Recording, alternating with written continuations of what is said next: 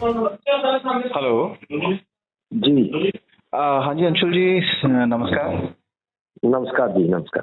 हाँ जी, जिस प्रकार से ये राम रहीम को पैरोल दी गई है उसके ऊपर आपसे बातचीत करनी थी। जी, जी, जी। हाँ, आपका मतलब कि पक्ष जानना चाहते थे कि क्या है, अच्छा किया बुरा किया, क्योंकि काफी बार मिल चुकी है पैरोल ना। जी, जी। वो पहले चलो ये धीरे-धीरे गवर्नमेंट जो है एक रास्ता उसके लिए आसान कर रही है। तो अच्छा, हमने मैं जब एक स्टार्टिंग बार में रिकॉर्ड कर लेता हूँ जी, ना, मैं आपका ये वर्षन ऐसे फोन पे ही आपकी फोटो के साथ चला देंगे ना। चलो ठीक है जी। हाँ जी, मैं अभी करता हूँ सर, 1 मिनट बस। हुँ, हुँ, हुँ। अंशुल जी, राम रहीम को एक बार फिर से 1 महीने की पैरोल दी गई है, क्या आपका कहना है जी। इसके बारे में? देखिए, जिस तरीके से शुरुआत से ये कभी एक दिन की मेडिकल पैरोल पर, कभी मेदांता में इलाज के नाम पर पैरोल दी गई, कभी माता से मिलने के बहाने के लिए एक दिन के लिए उसको फार्म हाउस पे भेजा गया गुरुग्राम में। जी। तो हमने तभी से ये सवाल खड़ा किया था कि सरकार उसके लिए धीरे-धीरे ये रास्ता साफ कर रही है जी। और इसके बाद इसको हफ्तों की, महीनों की पैरोल फरलो दी जाएगी। और जी। वही हुआ। उसके बाद धीरे-धीरे उसको पहले उसको लास्ट टाइम आपने देखा 4 हफ्ते की फरलो दी गई और जी। अब 1 महीने की पैरोल सुना जा रहा है। तो इसमें कहीं न कहीं वही जो एक जी। सेफ उसको धीरे-धीरे उसको प्रोवाइड किया जा रहा है, सहूलियत दी जा रही है जिस तरीके की, जी। वो एक मतलब कहीं ना सवाल खड़े करता है इस सारे सिस्टम पर कि आप किस तरीके से पहले एक दिन के लिए, फिर 2 दिन के लिए, 4 दिन के लिए और उसके बाद जब उसको बाहर लाते हैं तो उस पर ये कंडीशंस लगाते हैं कि आप गुरुग्राम में रहेंगे, कैंपस में रहेंगे, बाहर नहीं जाएंगे। जी। और इस बार भी सुनने में आया है कि इस तरह की अभी मेरे पास कोई डॉक्यूमेंट्स नहीं है हालांकि इसके रिगार्डिंग, जी। लेकिन जो खबरें छन के आ रही हैं उनके मुताबिक मैं मेरे पास जो जानकारी है वो सिर्फ यही है कि अभी उसको बागपत के बरनावा जो इनका एक डेरा है यूपी के अंदर, वहाँ के लिए परमिशन दिया गया है कि आप उसी बरनावा के उसी कैंपस में रहेंगे। और अभी एक जो लेटेस्ट एक जो न्यूज़ जो आई है जी। अभी मैं उसको कंफर्मेशन उसकी आपको लेके और उसके बाद ही इसको कंफर्म कर पाऊंगा कि इस बात में कितनी सच्चाई है जी। कि इस बार राम रहीम को पब्लिक मीटिंग और सत्संग के लिए भी अलाउ किया गया है। लास्ट टाइम कभी भी ऐसा नहीं हुआ। लास्ट टाइम जब फरलो पे था तो उसको इस चीज की परमिशन नहीं थी, पब्लिक मीटिंग की और सत्संग की। इस बार जो सुनने में आ रहा है, हालांकि अभी ये कंफर्म नहीं हो, मैं इसके लिए ये पुख्ता जानकारी नहीं है जी, लेकिन ऐसा सुनने में आ रहा है। तो कहीं ना कहीं सरकार धीरे धीरे उसको छूट देती जा रही है। और आपको नहीं लगता अंशुल जी, आपको नहीं लगता कि जब चुनावी सीजन आ जाता है, अक्सर देखा जाता है विधानसभा चुनाव थे पंजाब में और जो अन्य 4 राज्यों में, तब पैरोल दी गई थी और अब गुजरात व हिमाचल प्रदेश के चुनाव भी नजदीक आ रहे हैं, क्या राजनीति से भी जोड़ के देख सकते हैं? में कोई वो नहीं है कि ये सारे कहीं ना कहीं एक राजनीतिक वो रहे हैं, स्टेप रहे हैं पॉलिटिकल माइलेज लेने के लिए, डेरा के वोट बैंक को मद्देनजर रखते हुए इस तरह के फैसले किए जाते हैं। और ये आज से नहीं है, पिछले 15-20 सालों से यही सब चल रहा था। जब से ये मामले कोर्ट में आए और उसके बाद अंडर इन्वेस्टिगेशन थे, रेप के मामले या मर्डर के मामले, उसके बाद अंडर ट्रायल रहे, तो ट्रायल को, इन्वेस्टिगेशन को प्रभावित करने के लिए भी पॉलिटिकल पार्टीज ने इस तरह के ड्रामे किए। और अभी बीजेपी है, इससे पहले कांग्रेस, और सभी पार्टीज का लगभग चेहरा हमारे सामने है कि सबने क्या क्या किया गुरमीत राम रहीम की फेवर के लिए। तो अभी फिर से वही ड्रामेबाजी चल रही है। तो हमारा ये कहना है कि एक ऐसे अपराधी को जिसको सलाखों के पीछे धकेलते टाइम आपको 38 लोग मारने पड़े और अरबों रुपए की संपत्ति जो है उसका सत्यानाश हुआ, वो मामला अभी माननीय हाई कोर्ट के सामने पेंडिंग है।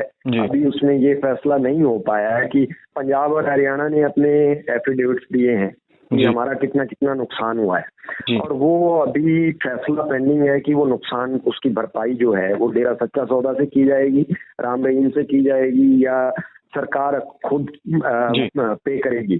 तो ये अभी फैसला, अभी पहले वाला जो है वो हो नहीं पाया है, वो तय नहीं हो पाया है कि वो जो नुकसान हुआ था पब्लिक प्रॉपर्टी का, प्राइवेट प्रॉपर्टी का, वो कौन पे करेगा।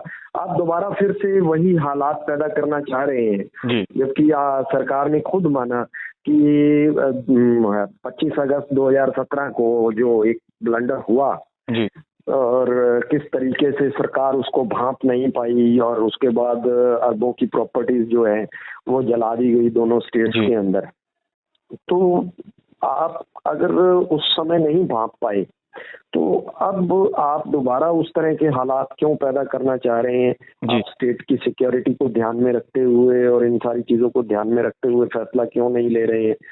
ये कहीं ना कहीं पॉलिटिकल माइलेज लेने के लिए है। लेकिन इसमें एक बात और है, मैं लगातार बोलता आया हूँ कि आज तक जितनी भी पॉलिटिकल पार्टीज ने ये सब करने के लिए कोशिश किया, उसको बेनिफिट 1% भी नहीं मिला इस चीज का।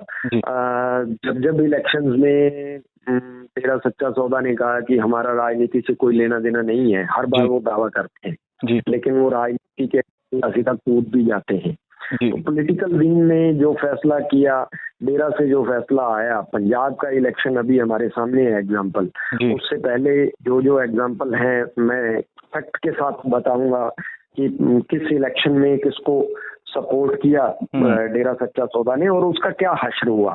और यही लास्ट सबसे बड़ा एग्जाम्पल पंजाब के अंदर हमारे सामने है कि बीजेपी ने भरपूर कोशिश की, जोर कोशिश की कि किस तरीके से उसको 1 महीने का फरलो बाहर कटवा के और डेरा की सपोर्ट लेने का जो एक वो था।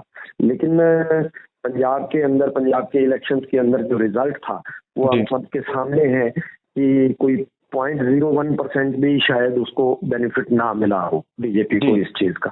तो इन चीजों से उनको कहीं ना कहीं एक वो सेध लेनी चाहिए कि इन चीज ऐसे फैसलों से कोई आजकल जनता जो है वो अवेयर हो चुकी है।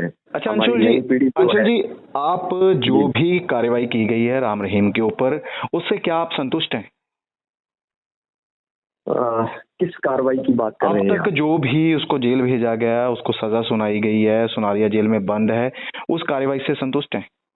नो डाउट, हम इसी फैसले के लिए लड़ रहे थे और लगभग 17 साल लड़े हम लोग।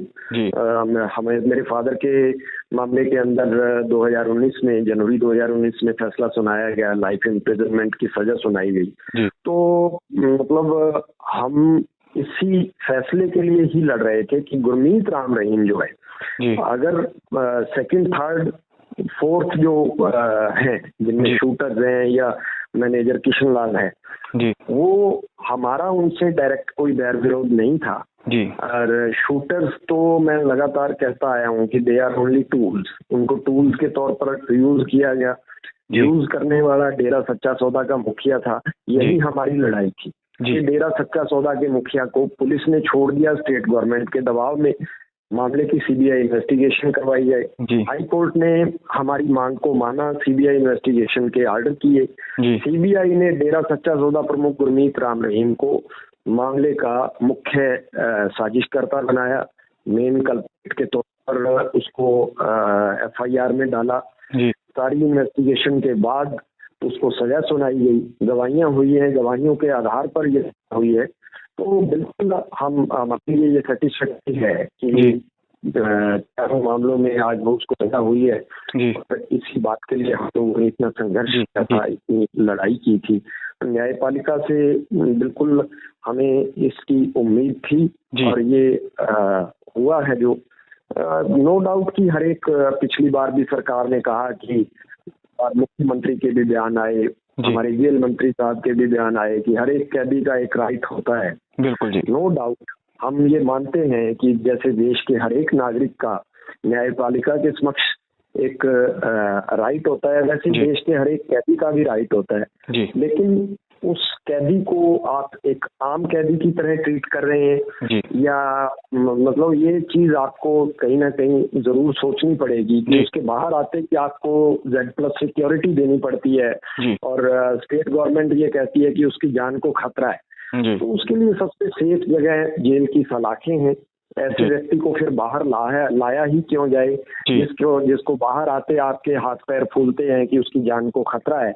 और 2017 में जो हुआ उसको सलाखों के पीछे धकेलते हुए उस वक्त सरकार के हाथ पैर फूल गए, आर्मी डिप्लॉय करनी पड़ी, माननीय हाई कोर्ट को इंटरवीन करना पड़ा।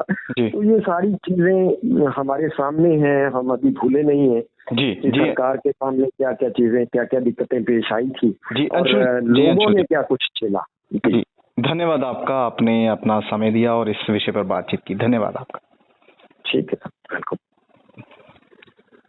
वीडियो जर्नलिस्ट रतन वर्मा ਦੇ ਨਾਲ ਰਿਨਤੀ ਮਾਨ ਦੀ ਰਿਪੋर्ट D5 channel Punjabi.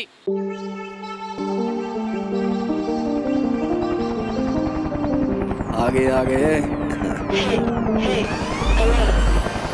This is the key time. The All-Star is coming.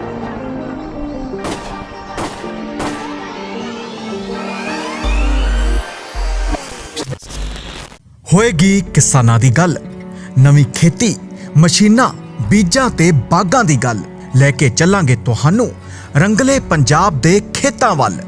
ਦੇਖਣਾ ਨਾ ਭੁੱਲਣਾ ਸਾਡਾ ਖਾਸ program farming with Amarjeet Waraich, ਸੋਮਵਾਰ ਤੋਂ ਸ਼ੁੱਕਰਵਾਰ ਸ਼ਾਮ 6 ਵਜੇ D5 ਚੈਨਲ ਪੰਜਾਬੀ ਤੇ। ਕੀ ਹੁੰਦੀ ਹੈ ਜਮਾਬੰਦੀ, ਕਿਵੇਂ ਬਣਦੀ ਹੈ ਵਸੀਅਤ, ਜ਼ਮੀਨ ਜਾਇਦਾਦ ਦੇ ਹਰ ਮਸਲੇ ਤੇ ਕਰਾਂਗੇ ਚਰਚਾ। ਦੇਖਣਾ ਨਾ ਭੁੱਲਣਾ ਸਾਡਾ ਖਾਸ programme naibtehsildar.com। D5 channel Punjabi ਹੁਣੇ ਸਬਸਕ੍ਰਾਈਬ ਕਰੋ, ਬੈਲ ਆਈਕਨ ਤੇ ਕਲਿੱਕ ਕਰੋ।